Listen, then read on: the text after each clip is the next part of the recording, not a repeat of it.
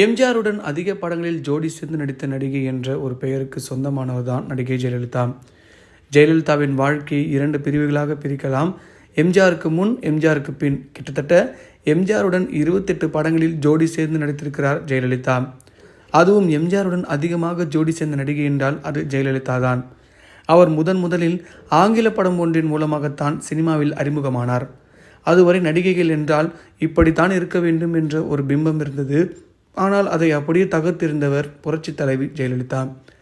கான்வென்ட்டில் படித்தவர், சரளமாக ஆங்கிலம் பேசக்கூடியவர், மேல்நாட்டு உடை அணிபவர், ஸ்டைலாக இருப்பவர். அதுவரை ஸ்லீவ்லெஸ் ஆடையே அணியாத நடிகைகள் மத்தியில் ஃப்ராக் கவுன், ஸ்லீவ்லெஸ் உடை என அணிந்து அனைவரையும் ஆச்சரியப்படுத்தியவர்.